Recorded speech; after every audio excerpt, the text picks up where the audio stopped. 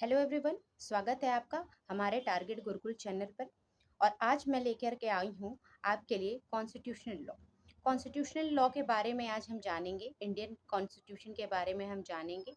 इसका इंट्रोडक्शन देखेंगे, इसका एवोल्यूशन देखेंगे, इसकी इम्पोर्टेंस देखेंगे और भी सारे जो फीचर्स हैं इम्पॉर्टेंट कॉन्स्टिट्यूशन ऑफ इंडिया के, वो इस लेक्चर में मैं आपके साथ डील करूँगी।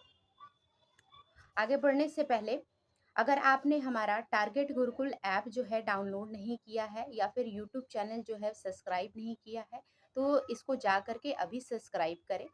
और अगर हमारे वीडियोस आपको अच्छे लगते हैं तो उसको लाइक करें, सब्सक्राइब करें और वीडियो को शेयर करें।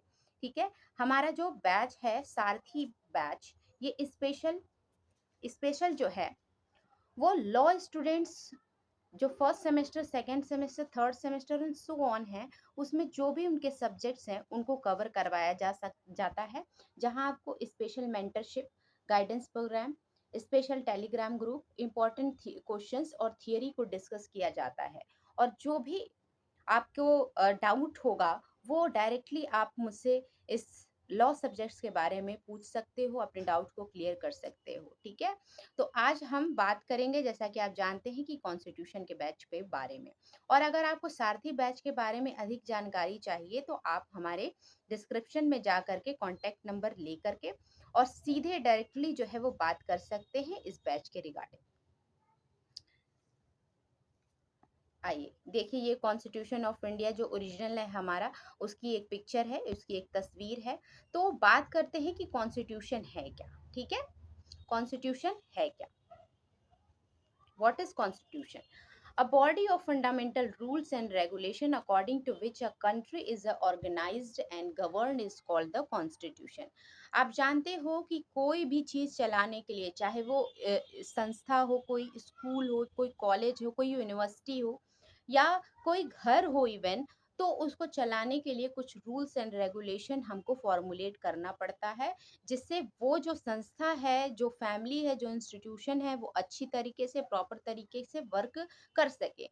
तो जब हम इतने छोटे-छोटे संस्था के लिए, अपनी फैमिली के लिए रूल एंड रेगुलेशन को सेट करते हैं, तो क्या ये ज़रूरी नहीं है, आपको लगता कि हमारे देश, इतने बड़े देश को चलाने के लिए भी कुछ रूल्स एंड रेगुलेशंस होने चाहिए, कि हमारा जो कंट्री है वो प्रॉपर तरीके से वर्क कर सके और आगे जो है हम लोग डेवलप कर सके। इसीलिए जो कॉन्स्टिट्यूशन है वो फ्रेम्ड किया गया। तो किसी भी देश को अगर प्रॉपर तरीके से चलाना है तो उसको रूल्स एंड रेगुलेशन की ज़रूरत होती है, जिसपे वो आगे चल कर के काम कर सके और अपने कंट्री को आगे बढ़ाए। इसी इम्पोर्टेंस को देखते हुए हमारे इंडिया में भी कॉन्स्टिट्यूएंट असेंबली ने कॉन्स्टिट्यूशन को फॉर्म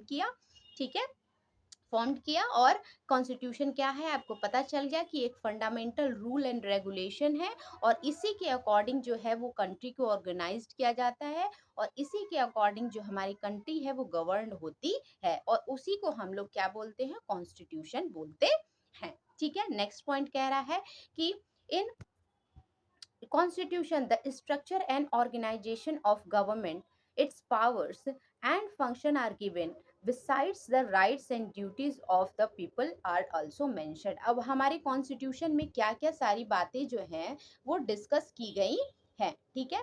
पहला तो हमारे स्ट्रक्चर और ऑर्गेनाइजेशन, जैसे जुडिशरी का ही स्ट्रक्चर ले लें, अगर हम लोग जुडिशरी का ही स्ट्रक्चर अगर हम लोग ले लें तो जुडिशरी में क्या-क्या स्ट्रक्चर है, पहले आप जानते हैं। हायरार्की होता है, सुप्रीम कोर्ट है, हाई कोर्ट है, फिर डिस्ट्रिक्ट या सबऑर्डिनेट कोर्ट के बारे में हम बात करते हैं। ठीक है।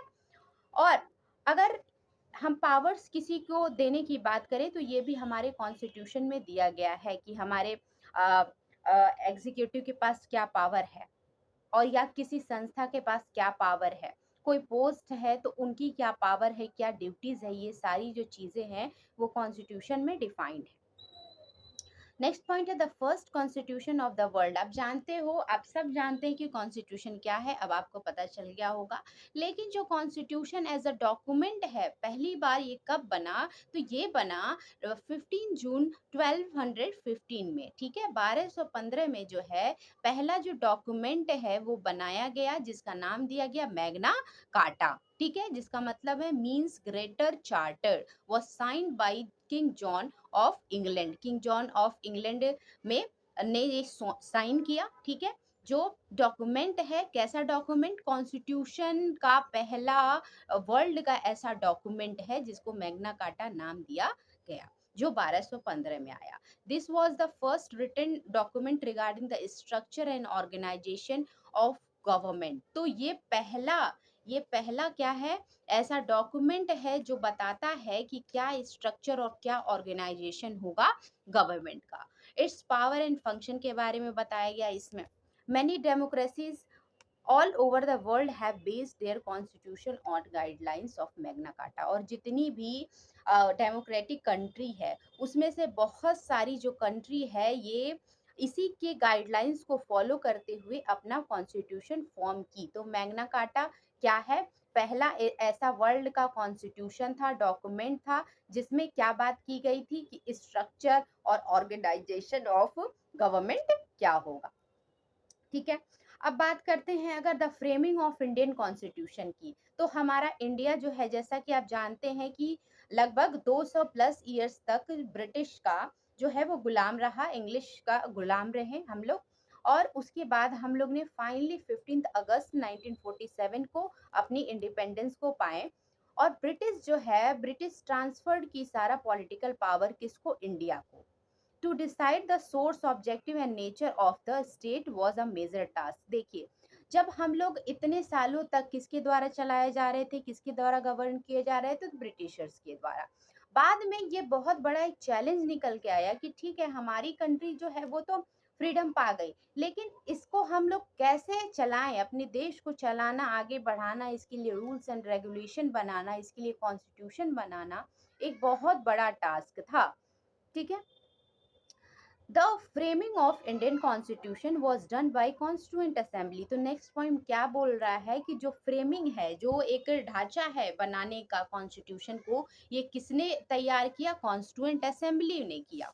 Made of people representing different opinions, all the communities and all the classes of India. और ये जो कॉन्स्टिट्यूंट असेंबली था, ये किससे मिलके बना था, अलग अलग ओपिनियंस के लोगों से मिल करके बना था, जो अलग अलग लोगों को रिप्रेजेंट करते थे, अलग कम्युनिटीज को रिप्रेजेंट करते थे, क्लास ऑफ इंडिया को रिप्रेजेंट करते थे। उसमें ये सारे लोग कॉन्स्टिट्यूएंट असेंबली में थे और फाइनली इन्होंने हमारे कॉन्स्टिट्यूशन को बना के तैयार किया, ड्राफ्ट किया।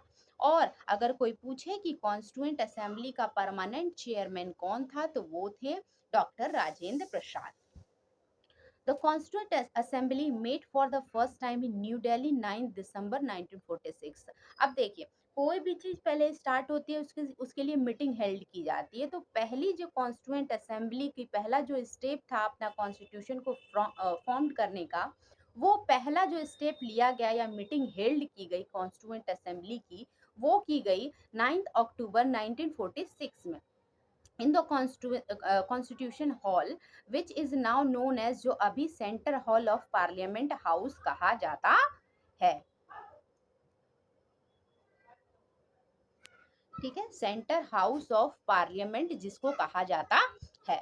Those who present in front were the Pandit Jawaharlal Nehru, Maulana Abdul Kalam Azad, Sardar Vallabh Bhai Patel, Acharya J B Kripalani, doctor Rajendra Prasad, Shrimati Sarojini Naidu, Shri Hari Krishna Mahtab, Pandit Govind Ballabh Pant, doctor B R Ambedkar, Shri Sharad Chandra Bose, Shri C Rajagopalachari and Shri M Asaf Ali, ठीक है। तो ये सारे लोग जो थे इस मीटिंग में, जो न्यू दिल्ली में हुआ 9 दिसंबर 1946 में, इस दिन प्रेजेंट थे। और 207 represented including 9 women were present. तो ये जो है बहुत इंपॉर्टेंट पॉइंट है आपके लिए कि 200 लोग थे, 207 रिप्रेजेंटेटिव थे इस first meeting of constituent assembly में, जो न्यू दिल्ली में हुई। कहाँ पे हुई, सेंटर हॉल ऑफ पार्लियामेंट में हुई, ठीक है। जिसमें 9 महिलाएं भी थी। 207 रिप्रेजेंटेटिव में कितनी महिलाएं थी, 9 महिलाएं भी प्रेजेंट थी। ये इंपॉर्टेंट क्वेश्चन है और ये आपसे जनरली एग्जाम्स में पूछा जाता है, तो आपको इसको हमें अच्छे से याद रखना है। अगर आप चाहें तो नोट डाउन भी इसको कर सकते हैं। अब बात करते हैं द नेक्स्ट पॉइंट की। The constituent assembly took almost 3 years, मतलब 2 years 11 months and 17 days to be precise, to complete its historic task of drafting the constitution for independent India.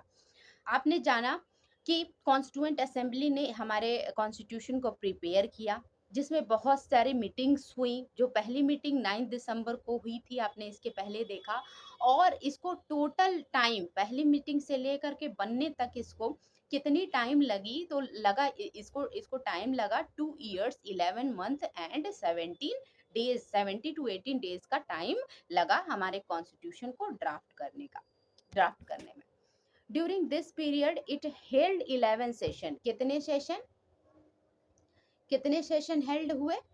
11 session. तो अब कोई पूछे कि कॉन्स्टिट्यूएंट असेंबली ने कितने session held किए कॉन्स्टिट्यूशन को फॉर्म करने में, तो 11 सेशन जो है वो लिए गए। ऑफ टोटल 165 डेज के 11 सेशन हुए। Of these 114 days were spent on the consideration of draft constitution.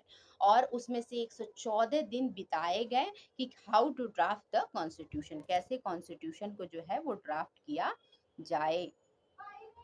First session की अगर बात करें हम,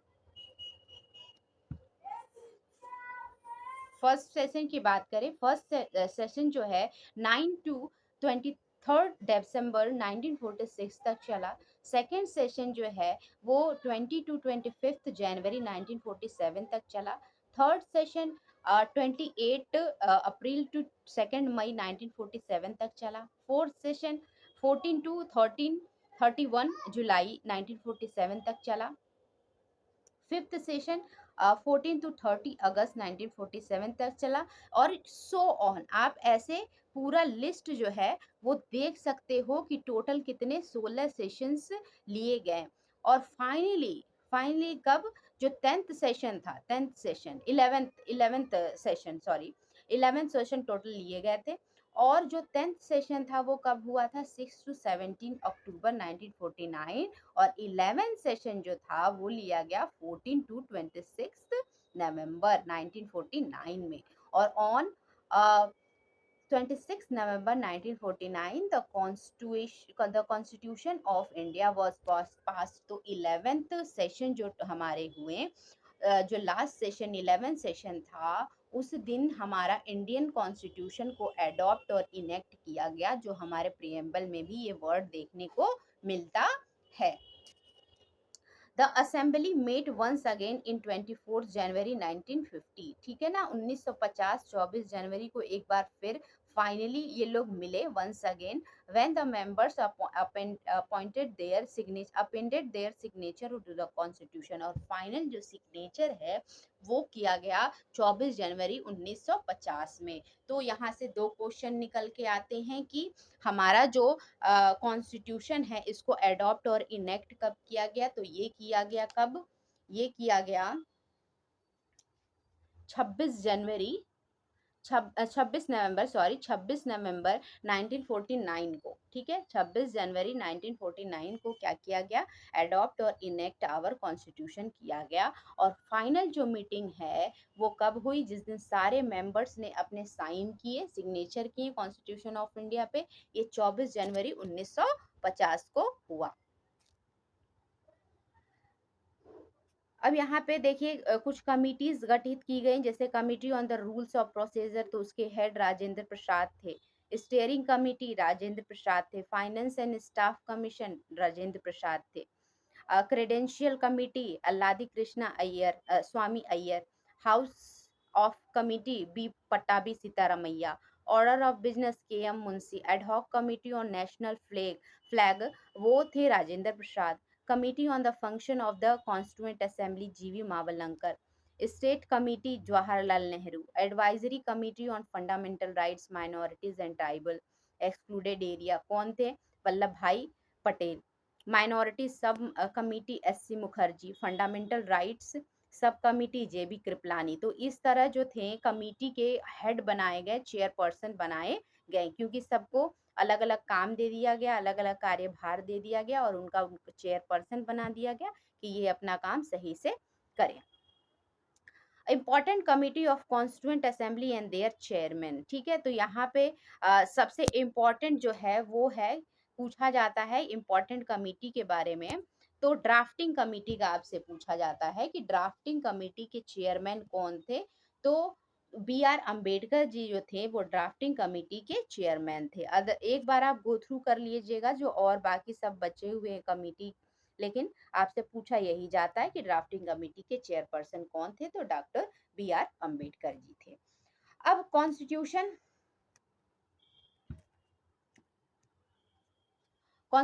of India come into force 26 जनवरी 1950। आप जानते हैं कि अडॉप्ट और इनेक्ट जो है वो तो 26 जनवरी 1949 को ही, 26 नवंबर 1949 को ही कर लिया गया था, लेकिन ये जो पूरी तरह से लागू हुआ हमारी इंडिया में, तो ये कब हुआ, 26 जनवरी 1950 में। तो कोई इनेक्टमेंट डेट पूछे इसकी कि कब हमने अडॉप्ट किया, इनेक्ट किया, तो वो 26 नवंबर 1949। और कोई बोले कि कब केम इनटू फोर्स में आया हमारा कॉन्स्टिट्यूशन, तो 26 जनवरी 1950। India was declared the sovereign democratic state. Sovereign means क्या होता है?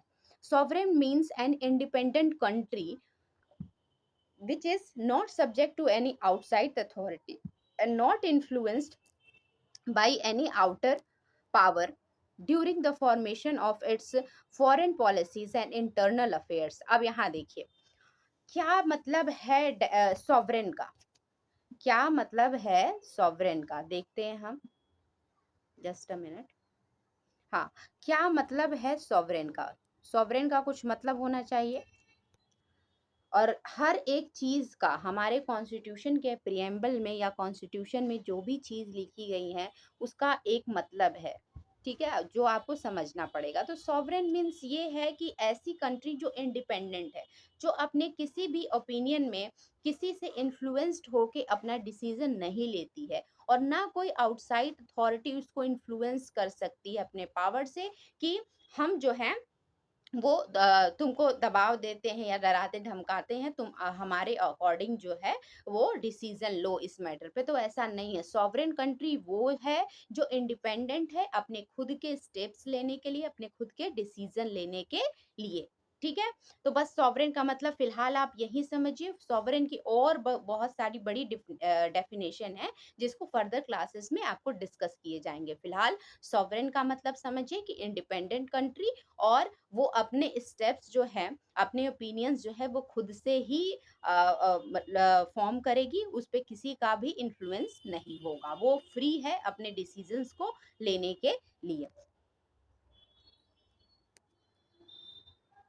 डेमोक्रेटिक मीन्स क्या है? नेक्स्ट जो पॉइंट है वो है democratic. Democratic means governed by people, for the people and bye the people. ठीक है, यहाँ पे डेमोक्रेटिक कंट्री का आप मतलब समझते होंगे जहाँ पर लोग जो हैं वो अपने रिप्रेजेंटेटिव को चुन के लाते हैं। एडल्ट फ्रेंचाइजी का आप लोगों ने नाम सुना होगा कि हमारे यहाँ है 18 या 18+ जो होते हैं वो वोट कास्ट करते हैं और अपने रिप्रेजेंटेटिव को चुनते हैं। तो डेमोक्रेटिक कंट्री यही है जिसका हिंदी मतलब है लोकतांत्रिक। तो democratic means governed by people, people के द्वारा यहाँ गवर्न किया जाता है। फॉर द पीपल, लोगों के लिए गवर्न किया जाता है और लोगों के द्वारा ही गवर्न किया जाता है। ठीक है, तो डेमोक्रेटिक में कैसी गवर्नमेंट होती है? बाय द पीपल, लोगों के चुने रिप्रेजेंटेटिव के द्वारा वो क्या करते हैं, अपने रिप्रेजेंटेटिव को चुनते हैं और खुद के लिए चुनते हैं, for the people and bye the people, और लोगों के द्वारा वो चुना जाता है। रिपब्लिक मीन्स, अब यहाँ देखिए रिपब्लिक का मतलब क्या है। Republic means a state which is supreme power is held by the people and their elected representative and which has an elected or nominated president rather than monarch। अब जैसे हम देखते हैं इंग्लैंड में, देखते हैं कि वहां पे क्या होती हैं, रानी हो गई एलिजाबेथ, ठीक है, और विक्टोरिया हो गई, इसी तरह प्रिंस चार्ल्स हो गए। तो अलग अलग, एक कोई डेथ करेगा, एक कोई राजा या रानी, तो उसके जगह पे फिर उसी राजघराने से ही कोई निकल के आएगा जो क्या करेगा, वहां पे रूल करेगा। लेकिन हमारे यहाँ जो भी रिपब्लिक का मतलब है कि हमारे यहाँ लोगों के द्वारा इलेक्ट किए गए, नॉमिनेट किए गए प्रेसिडेंट चुन कर के आएँगे, जिनका चुनाव जो है वो आम चुनाव से थोड़ा अलग होता है। फर्दर की क्लासेस में आपको डिस्कस किया जाएगा और यहाँ मोनार्की नहीं होगी। मतलब ऐसा नहीं है कि एक जो प्रेसिडेंट चुन के आ गया, हमेशा फिर उसी का वंशज ही आगे प्रेसिडेंट रहेगा, नहीं। हमारे यहाँ जो है वो लोगों के द्वारा जो चुन के भेजे गए लोग हैं, वो डिसाइड करेंगे कि कौन हमारा प्रेसिडेंट होगा और यहाँ पे जो है वंशवाद नहीं चलेगा। हर बार हर तरह के लोग जो है हमारे यहाँ प्रेसिडेंट बन सकते हैं, सब्जेक्ट टू सम क्राइटेरिया जो हमारे इंडियन कॉन्स्टिट्यूशन में गिवन है। अब देखिए, this day is celebrated Republic day in India. तो 26 जनवरी को हम लोग क्या मनाते हैं? Republic day of India in India मनाते हैं। The event is celebrated by the grand military parade and floats music and dances from different states of India in new Delhi on Rajpath. तो राजपथ पे क्या होता है कि लोग जो हैं वो परेड करते हैं, म्यूजिक करते हैं, डांस करते हैं और इस हर स्टेट अपनी, जैसे आप झांकी सुनते होंगे ना कि झांकी जो है निकाली जाती है, कब निकाली जाती है? तो रिपब्लिक डे के दिन निकाली जाती है और अलग-अलग राज्य जो है अपने आप को रिप्रेजेंट करते हैं, जिसमें उनको अवार्ड्स भी मिलते हैं। What is a constitution? तो अल्बर्ट अल्बर्ट वेन डाइसी या एवी डाइसी ने क्या बोला है? अ कॉन्स्टिट्यूशनल थियरिस्ट हैं ये, A V Dicey, and British Whig jurist भी है। इंटरप्रेटेड द टर्म कॉन्स्टिट्यूशन, इन्होंने क्या इंटरप्रेटेड किया है? As consisting of all rules which directly or indirectly affect the distribution or exercise of sovereign powers in the state, including all rules which define the members of sovereign powers, all rules which regulate the relations of such members to each other। ये इनका कहने का मतलब है कि जो constitution है ये कंसिस्ट करता है सभी लॉ को, अपने अंदर सभी लॉ को समाहित करता है, जो या तो डायरेक्टली या तो इनडायरेक्टली क्या करता है? लोगों को अफेक्ट करता है, डिस्ट्रीब्यूशन ऑफ पावर में, डिस्ट्रीब्यूशन ऑफ ड्यूटीज में, उनके राइट्स में, उनके सॉवरेन पावर में, और इनके रिलेशंस को रेगुलेट करता है एंड डिटरमाइन करता है कि which power is sovereign of the member and exercise authority, कि क्या सॉवरेन है, क्या अथॉरिटी के पावर में है। ये सारी बातें जो हैं, मतलब एविडाइसी का कहने का मतलब है कि जो भी कॉन्स्टिट्यूशन है ये ऐसे रूल से मिलके बना है, समाहित है, जो डायरेक्टली और indirectly distribution of power, rights of different type of authorities को गवर्न करता है। अब थॉमस एम कूली ने यहाँ पे इंटरप्रिटेट किया है the expression constitution as the body of rules and maxim in accordance with the which power of sovereignty are habitually exercise. तो जो कुली हैं, थॉमस एम कुली, इन्होंने बोला है कि जो बॉडी ऑफ रूल्स है, rules and regulation, body of rules and regulation है, जिससे हमारी जो संप्रभुता है, जिससे जो भी स्टेट जो है वो हैबिचुअली एक्सरसाइज करने के लिए उसको पावर दिया गया है, उस सॉवरेन बनाया गया है उस कंट्री को, तो उसको हम लोग क्या बोलते हैं? कॉन्स्टिट्यूशन बोलते हैं। तो यहाँ कह सकते हैं body of rules and regulation की जो मैक्सिम है वो थॉमस एम कुली ने इंटरप्रेट किया है। अब what is a constitution? Modern constitution incorporate their fundamental principle, ideologies and governmental structure to clearly define their idea of democracy. It also confers fundamental rights on its citizen and general public within its territorial jurisdiction. Our constitution is thus the most superior legislation and that cannot be altered arbitrarily by the conventional legislative reform. The substance and charter of constitution as well as the manner in which it connotes with the legal and political order differ significantly between countries, and therefore there is a no standard and firm interpretation of constitution। देखिए, modern context की अगर हम बात करें तो fundamental में हमारे बहुत सारे प्रिंसिपल, आइडियोलॉजीज और गवर्नमेंट स्ट्रक्चर के बारे में बात की गई है, डिफाइन किया गया है आइडिया ऑफ डेमोक्रेसी। और जो कॉन्स्टिट्यूशन है ये हम जानते हैं कि हमको कुछ राइट्स देता है, कुछ कुछ ड्यूटी देता है, साथ ही साथ राज्य के भी कुछ ड्यूटीज को बताता है और सभी स्ट्रक्चर्स के बारे में बताता है, हर पोस्ट के बारे में एक एक जानकारी देता है।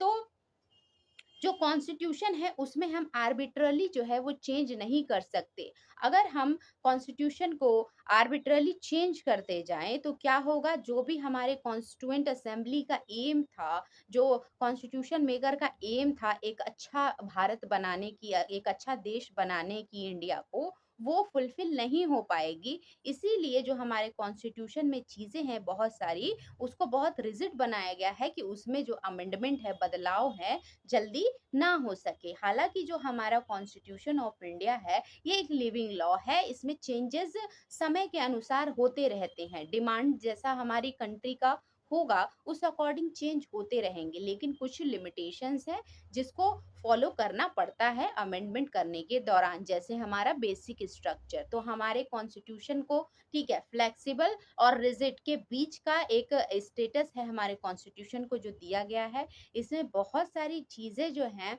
ऐड ऑन हो सकती हैं, लेकिन रिमूव थोड़ा करना मुश्किल है यहाँ पे। इसीलिए कहते हैं कि नाइदर हमारा जो कॉन्स्टिट्यूशन है नाइदर रिजिड नॉर फ्लेक्सिबल, तो ऐसा बीच का कुछ है, लेकिन हमारे यहाँ बहुत आसान भी नहीं है ऐड ऑन करना चीजों को या रिमूव करना, और बहुत मुश्किल भी नहीं है चेंज करना। क्यों नहीं है भाई? क्योंकि अगर हम लिविंग लॉ रखेंगे, जनरेशन के अकॉर्डिंग अगर हम चेंज करेंगे तो ये जो हमारा कॉन्स्टिट्यूशन है ये बहुत लंबे समय तक चल पाएगा।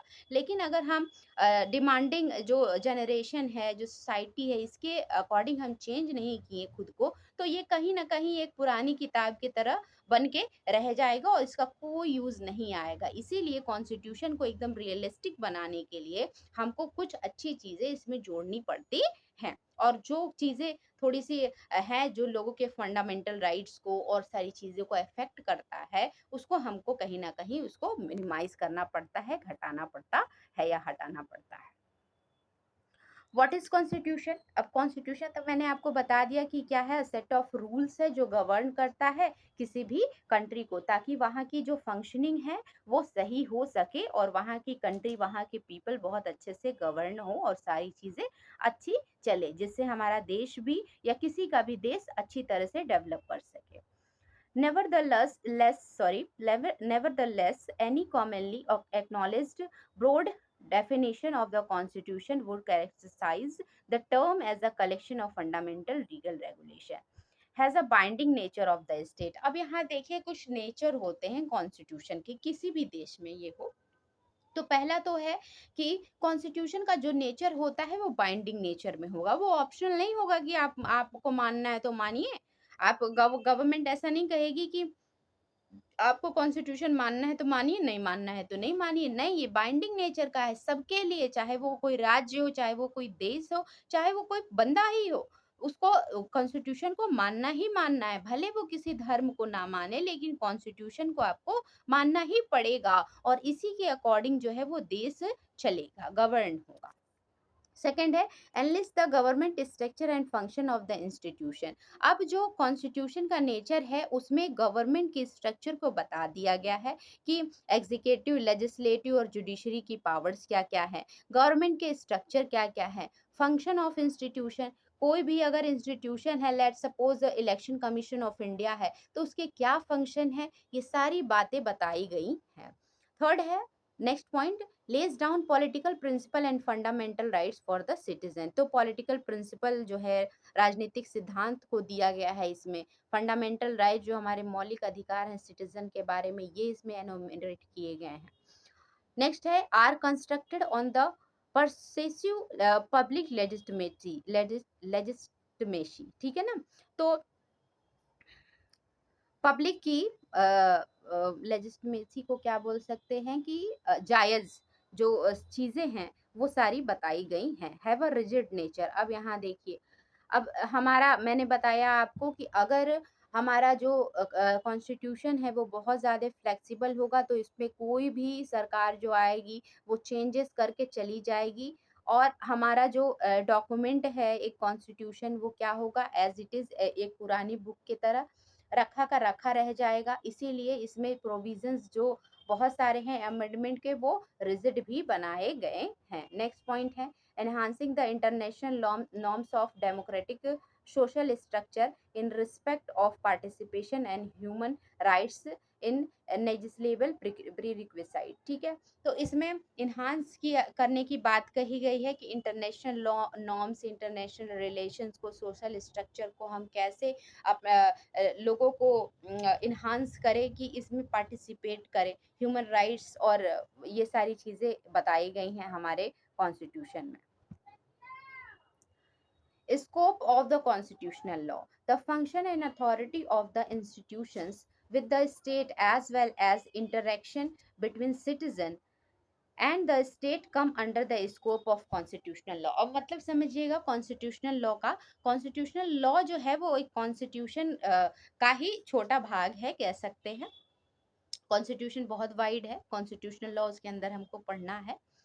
तो कॉन्स्टिट्यूशनल लॉ क्या बताता है, the function and authority of institution within the state as well. तो फंक्शन को, उसकी कार्यशैली क्या होगी, फंक्शन क्या होगा, एंड अथॉरिटी किसकी क्या क्या होगी, इंस्टीट्यूशन की, with in the state, state में क्या फंक्शन क्या अथॉरिटी होगी। और भी बताया गया है बात कि लोग और सिटीजन जो है वो अथॉरिटी से कैसे इंटरेक्ट करेंगे। ये सारी बातें जो हैं ये स्कोप में बताई गई हैं कॉन्स्टिट्यूशनल लॉ के बारे में। तो स्टेट और सिटीजन कैसे एक दूसरे से इंटरेक्ट करेंगे या अथॉरिटी कैसे फंक्शन करेगी, अथॉरिटी और सिटीजन कैसे एक दूसरे से इंटरेक्ट करेंगे अपने राइट्स के लिए, अपने फंडामेंटल राइट्स को इन्फोर्स कराने के लिए, डीपीएसपी के लिए। तो ये जो सारी चीजें हैं कॉन्स्टिट्यूशनल लॉ में है, बताई गई हैं। The law of constitution must thus be understood within the socio-political atmosphere in which it functions, since a constitution is a sentient, evolving organism that at any given time will symbolize the political and ethical ideals of the individual it regulates। अब यहाँ देखिए, यहाँ पे बात की गई है organism, evolving organism की। जैसे मैंने बताया कि हमारा जो इंडियन कॉन्स्टिट्यूशन है वो इवॉल्विंग नेचर का है, लिविंग लॉ है। मतलब इसमें चेंजेस जो है वो सोसाइटी के अकॉर्डिंग, जैसी हमारी जनरेशन आती जा रही है, जो डिमांड्स है, जो चैलेंजेस निकल के आ रहे हैं नए नए, उनके अकॉर्डिंग हमको चेंज करना पड़ता है या चीज़ें एड ऑन करनी पड़ती हैं हमारे कॉन्स्टिट्यूशन में, जिससे क्या हो, प्रॉपर तरीके से बिना किसी डिस्प्यूट के हमारी जो कॉन्स्टिट्यूशन है वो अब रन कर सके और आगे लोगों के राइट्स को पहचाने और उसके लिए काम करे। तो कह सकते हैं कि इवॉल्विंग नेचर में है हमारा कॉन्स्टिट्यूशन। अब यहाँ देख लेते हैं constitutional law can be both written और अनरिटन। तो जो लॉ होता है, जो कॉन्स्टिट्यूशन है, वो रिटन भी हो सकता है, अनरिटन भी हो सकता है। यहाँ रिटन का मतलब क्या है, यहाँ रिटन का मतलब क्या है कि सारे जो रूल है वो एक बुक, जैसे हमारी कॉन्स्टिट्यूशन ऑफ इंडिया में आपको शुरू में मैंने एक बुक दिखाया स्टार्टिंग इस लेक्चर के, कि कॉन्स्टिट्यूशन की ये बुक थी, उसमें सारी बातें लिखी गई थी कि क्या पावर है, क्या राइट्स है, क्या ड्यूटीज है एक सिटीजन की, क्या एक ड्यूटी होगी उसकी स्टेट की, कैसे फॉर्मेशन होगा किसी जुडिशरी का, कैसे लेजिस्लेटिव असेंबली कैसे वर्क करेगी, लेजिस्लेटिव काउंसिल कैसे वर्क करेगी। ठीक है, ये सारी चीजें हैं, ये रिटन एक जगह एक ही बुक में आपको दे दी गई है, उसको हम लोग रिटन कॉन्स्टिट्यूशन कहते हैं। अनरिटन कॉन्स्टिट्यूशन का मतलब ये नहीं है कि कोई लॉ लिखा हुआ नहीं है, ये लॉ लिखे हुए हैं, लेकिन हर चीज के लिए अलग अलग लॉ बनाया गया है, अलग अलग किताब में इसके बारे में बातें की गई हैं, अलग अलग एक्ट बनाया गया है। ठीक है, जैसे अब यहाँ पे देख लीजिए, यहाँ पे बात एक एक जगह जुडिशरी कैसे फॉर्मेट होगी, दूसरे जगह डीपीएसपी क्या है, तीसरे जगह फंडामेंटल राइट क्या है, और चौथे जगह इलेक्शन कमीशन के बारे में, ऐसे अलग अलग जो चीज़ें हैं उनके बारे में बताया जाएगा। लेकिन एक जगह, एक बुक में जो है इसको मर्ज नहीं किया जाएगा। ठीक है? समझ रहे हैं आप बात? रिटन में क्या हुआ, अलग-अलग लॉ है, एक जगह मर्ज है, एक ही किताब में लिखा है रिटन कॉन्स्टिट्यूशन, जैसे हमारा इंडिया। लेकिन अनरिटन जैसे ब्रिटिश कॉन्स्टिट्यूशन है, कानून तो है, सबके लिखे हुए हैं, अलग-अलग हैं, लेकिन एक बुक में यहाँ पे मर्ज नहीं है, तो वो क्या कहलाएँगे? Unwritten constitution. ठीक है? ये बातें आपको समझ में आई होंगी। आप इन स्लाइड में और अच्छी तरीके से पढ़ के अपना कॉन्सेप्ट जो है क्लियर कर सकते हैं। अब Indian constitution a bird eye view हम लोग देख लेंगे। तो इसमें आप जानते हैं कि आफ्टर गेन्ड इंडिपेंडेंस, जैसे मैंने अभी तक आपको पढ़ा चुका है, उसी का एक ओवरव्यू यहाँ पे दिया गया है। एक रिकैप कर लेते हैं हम लोग। After after India gained constitution, तो इंडिया जैसे आप जानते हैं कि कॉन्स्टिट्यूशन पाया फ्रॉम किससे? ब्रिटिश कॉलोनियल रूल से। तो कॉन्स्टिट्यूशन फेमर्स जो थे दैट इज कॉन्स्टिट्यूएंट असेंबली। तो यहाँ पे क्वेश्चन बन जाता है कि कॉन्स्टिट्यूशनल जो कॉन्स्टिट्यूएंट असेंबली वो क्या की थी? तो कॉन्स्टिट्यूशन फ्रेम की थी। ठीक है? Aimed to create sustainable model of government that effectively benefit the country while maintaining a people centric approach. तो यहाँ पे पीपल सेंट्रिक अप्रोच जो कॉन्स्टिट्यूशन है वो किसके लिए बनाया गया? भाई पीपल को देखते, लोगों को, इंडिया के लोगों को देखते हुए बनाया गया, क्योंकि यहाँ के लोग जो थे लगभग 2 साल एबव से क्या होते आ रहे थे? झेलते आ रहे थे। इनको अपनी राइट्स नहीं पता थी, ड्यूटी नहीं पता थी, ये सब एक गुलाम की तरह अपनी जिंदगी जीते आ रहे थे। लेकिन हमारे कॉन्स्टिट्यूएंट जो कॉन्स्टिट्यूशन फेमर्स थे, कॉन्स्टिट्यूशन के लिए एक एम ऐसा चाहते थे, इनका एक ऐसा एम था कि ये अपने जो पीपल हैं, जो लोग हैं, उनके लिए क्या बनाए? कुछ पीपल सेंट्रिक अप्रोच बनाए, जिसमें उनको बेनिफिट दी जाए, उनको कुछ राइट्स दी जाए। ये सारी बातें क्या थी? उनकी एम में बताई गई। ठीक है? आफ्टर गेन्ड इंडिपेंडेंस, मैंने जैसे बता दिया कि ब्रिटिश कॉलोनी से, कॉलोनियल जो रूल था हमारे यहाँ, वो बहुत क्रूरता के साथ हमको जो है वो डील करते थे, जिसमें हमारी बहुत सारे राइट्स हमको नहीं मिलते थे। तो हमारे कॉन्स्टिट्यूशन जो फ्रेमर्स थे, कॉन्स्टिट्यूएंट असेंबली के कॉन्स्टिट्यूशन जो फ्रेमर थे, वो लोग क्या चाहते थे कि हमारे लोगों को क्या मिले? राइट्स मिले, और बहुत सारी ऐसे बेनिफिट्स मिले जो जिसके वो हकदार हैं। तो उन्होंने कॉन्स्टिट्यूशन में बहुत सारे जो उनके लिए प्रोविजंस को इंक्लूड किया। अब जैसा कि आप जानते हैं कि 26 नवंबर 1949 में कॉन्स्टिट्यूएंट असेंबली ने फाइनली जो है वो कॉन्स्टिट्यूशन को अडॉप्ट किया, लेकिन पूरी तरह से ये फोर्स में कब आया? 26 जनवरी 1950 में। और ड्राफ्टिंग कमेटी के चेयरमैन, जैसे मैंने बताया आपको, कि बी आर अम्बेडकर जी थे। कौन थे? B R Ambedkar. ये बहुत इंपॉर्टेंट क्वेश्चन है। Is largely regarded as the Indian constitution architect going to, अब कोई पूछे कि किसको कॉन्स्टिट्यूशन का आर्किटेक्ट भी कहा जाता है, तो वो है B R Ambedkar. The Indian constitution proclamation of the will to create India as a sovereign. अब क्या लोगों की इच्छा थी? जो कॉन्स्टिट्यूशन फ्रेमर्स थे, उनकी क्या इच्छा थी? कैसा भारत वो बनाना चाहते थे? तो ये हमको किसमें देखने को मिलता है?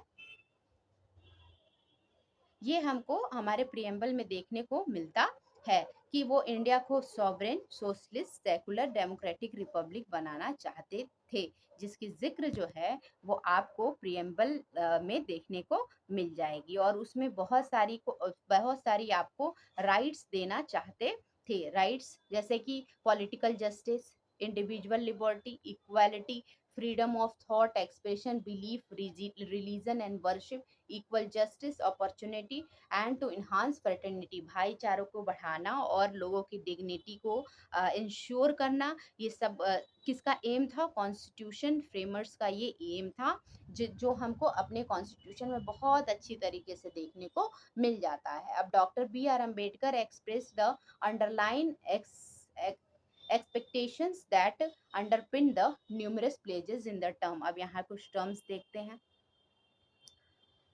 हाँ, जैसे कि इंडिया का जो कॉन्स्टिट्यूशन होगा ये पॉलिटिकल, इकोनॉमिक, सोशल डेमोक्रेसी पे बेस्ड होगा और यहाँ पे सबको पॉलिटिकल जो है वो राइट्स मिलेंगे, इकोनॉमिक राइट मिलेंगे, इक्वालिटी मिलेगा, सोशल डेमोक्रेसी यहाँ मिलेगी। तो हमारे प्रिएम्बल में ही ये देखने को मिल जाता है equality of status, opportunity, political rights, economic right, social right, ये सारी चीज़ें आपको देखने को मिल जाती हैं। और एक बार अगर आप गो थ्रू करेंगे इस पूरे पीपीटी से, पूरे स्लाइड से, तो आपको और अच्छे से समझ में आएगा। अब यहाँ पे देख लेते हैं हम लोग फिर से। हाँ, it emphasizes that Indian people's commitment to declaring, ensuring and accomplishing numerous national objectives in free and democratic manner. It is it is the people's goals and expectations and adjusting and adapting to enhancing demand and circumstances. जैसे उस समय की demand थी, जैसे उस समय की circumstances थी, ये सारे राइट्स जो था हमारे पब्लिक को देना बहुत ज़रूरी था। The constitution essence is to make India और Bharat union of states and to provide the people equality before law and equal protection law under the law. आप जानते हैं कि यहाँ पे यूनियन ऑफ स्टेट्स के बारे में बात की गई थी। अगर हम कॉन्स्टिट्यूशन फ्रेम होने के पहले की बात करें या भारत के या इंडिया के आज़ाद होने के पहले की बात करें, तो हमारा जो भारत था वो क्या था, टुकड़ों टुकड़ों में बटा हुआ था। यहाँ पे बहुत सारे राजाओं के प्रोविंसेस होते थे, जो जैसे अवध प्रोविंस हो गया, ठीक है। इसी तरह अलग अलग प्रोविंसेस, राजा महाराजा जहाँ पे रूल करते थे, जो एक होकर के नहीं रहते थे, और इसीलिए जो है बाहरी जो ब्रिटिशर्स थे इसका फायदा उठाएं और क्या किए, इनकी एकता ना होने के वजह से इनको टुकड़ों में विभाजित किए और रूल किए। तो इसीलिए हमारे कॉन्स्टिट्यूशन मेकर्स ने, खासकर सरदार वल्लभ भाई पटेल ने, इस पे बहुत ज़्यादा जोर दिया कि हमारा जो भारत होना चाहिए यूनियन ऑफ स्टेट्स होना चाहिए। तो हमारा जो भारत है वो किससे मिलके, यूनियन ऑफ स्टेट से मिलकर के बना हुआ है, राज्यों से मिलकर के बना हुआ है। तो हमारे राज्यों को एक साथ लाना बहुत ज़रूरी था ताकि यहाँ की एकता बनी रहे, और जब एकता बनी रहती है तो उसको तोड़ना जो है बहुत बड़ा मुश्किल हो जाता है, और आगे कभी ऐसा ना हो कि हमको किसी का गुलाम बनना पड़े। इसीलिए यूनियन ऑफ स्टेट्स पे ध्यान दिया गया। और यहाँ पे बोला गया कि सबके प्रोटेक्शन की, सबके इक्वालिटी के प्रोटेक्शन की बात की जाएगी, सबके राइट्स के बारे में बात किया जाएगा, सबके इंटरेस्ट के बारे में बात किया जाएगा, और जितने भी अंडर प्रिविलेज लोग हैं उनके लिए कुछ पॉलिसीज बनाई जाएगी जिससे वो अपलिफ्ट कर सके, उनके लिए कुछ अच्छे वेलफेयर स्कीम बनाए जाएंगे। ये सब किसका, कॉन्स्टिट्यूएंट असेंबली का एक एम था, जिसको आज हम लोग देख रहे हैं हमारे कॉन्स्टिट्यूशन में। In both content and spirit, the Indian Constitution is a peculiar. The following are the की एलिमेंट ऑफ इंडियन कॉन्स्टिट्यूशन। अब यहाँ देखिए की एलिमेंट्स क्या क्या है। अगर कोई पूछे कि हमारे कॉन्स्टिट्यूशन का जो एलिमेंट है वो क्या है, की एलिमेंट, तो देखिए सबसे पहले जो है ये लेंथीएस्ट रिटन कॉन्स्टिट्यूशन है ऑफ द वर्ल्ड। तो सबसे लेंथीएस्ट कॉन्स्टिट्यूशन है पूरे वर्ल्ड का, ये पूरे संसार का। सेकंड है, नेक्स्ट है, it stipulates a blend of rigidity and flexibility. जैसे मैंने बताया कि हमारे कॉन्स्टिट्यूशन में अमेंडमेंट हो सकती है और कहीं कहीं नहीं भी हो सकती, तो ये फ्लेक्सिबल और रिजिडिटी के बीच का है, ब्लेंड है, मिक्सर है, एक रिजिडिटी और फ्लेक्सिबिलिटी का ब्लेंड है, ठीक है, जहाँ पर दोनों चीजें हमको देखने को मिलती हैं। कहीं पे कोई प्रोविजन को अमेंड करना बहुत ज़्यादा कठिन है और कहीं पे अमेंड करना फ्लेक्सिबल है, लेकिन उसको हम करेंगे सब्जेक्ट टू सम लिमिटेशंस, जो आगे की क्लासेस में हम पढ़ेंगे। नेक्स्ट है, it formulates the structure of cooperative federalism system with the feature of unitary system. अब यहाँ देखिए कोऑपरेटिव फेडरलिज्म सिस्टम, फेडरलिज्म में क्या होता है, जैसे यूएसए जो है वो फेडरलिज्म है, तो प्योर फेडरलिज्म है, जहाँ पर यूनियन और स्टेट की पावर को एकदम क्लियर कट डिफाइन किया गया है। लेकिन हमारे इंडिया में कोऑपरेटिव फेडरलिज्म की बात की जाती है, जहां पर सेंटर जो है वो क्या करेगा, फेडरल के साथ, स्टेट्स के साथ कोऑपरेट करके चलेगा, और स्टेट्स में आप आपस में क्या करेंगी, कोऑपरेट करके चलेंगी, जिससे हमारा जो सिस्टम है वो अच्छे से चलता रहे। आगे फेडरल स्ट्रक्चर के बारे में हम लोग बहुत अच्छे से जानेंगे। नेक्स्ट पॉइंट है, it stipulate a parliamentary form of government. अब दो तरह की गवर्नमेंट होती है, एक होती है प्रेसिडेंशियल फॉर्म ऑफ गवर्नमेंट और दूसरी होती है पार्लियामेंट्री फॉर्म ऑफ गवर्नमेंट। तो हमारे यहाँ और ब्रिटेन में क्या है, पार्लियामेंट्री फॉर्म ऑफ गवर्नमेंट है। वहीं अमेरिका की अगर बात करें तो वहाँ प्रेसिडेंशियल फॉर्म ऑफ गवर्नमेंट है। नेक्स्ट है, it establish the judiciary as an independent institution. अब यहाँ देखिए, यहाँ की जो जुडिशरी है वो क्या है, इंडिपेंडेंट है। वो जो चाहे जिसके खिलाफ चाहे, चाहे वो कोई राज्य हो, चाहे वो यूनियन ही क्यों ना हो, उसके खिलाफ भी जजमेंट दे सकती है। तो इंडिपेंडेंट जुडिशरी जो है हमारी है। नेक्स्ट है, it confirms a single citizen on on it's people. अब जानते हैं आप अमेरिका में दो सिटीजन आपको लेनी पड़ती है। दो सिटीजन कैसी, सिर्फ एक एक यूनियन के लिए, एक स्टेट के लिए, ठीक है।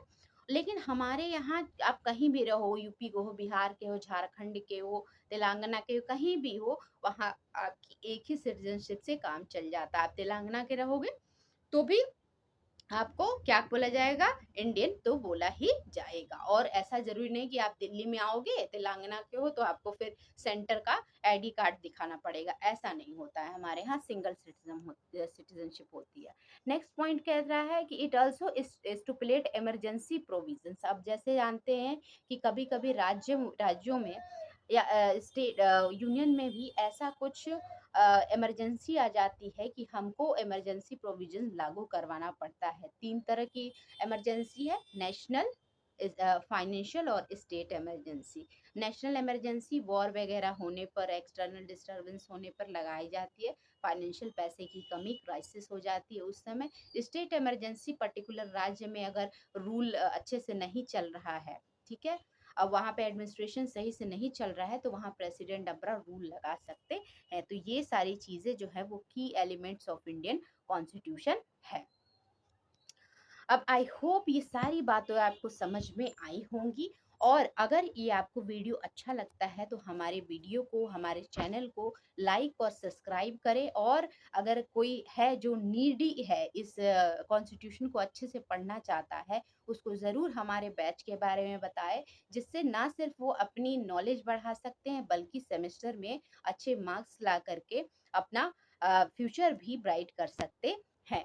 तो फर्दर डिटेल के लिए आप जो है हमसे कांटेक्ट कर सकते हैं और हमारा सारथी बैच जो है उसको ज्वाइन कर सकते हैं, जहां पर हर तरह की गाइडेंस आपको प्रोवाइड की जाती है। और अगर आपको कोई भी डाउट है, कोई सजेशन आप देना चाहते हैं, तो इस वीडियो के डिस्क्रिप्शन में अपना कमेंट और सजेशन डाल सकते हैं। इसी के साथ मैं आपसे विदा लेना चाहूंगी। धन्यवाद।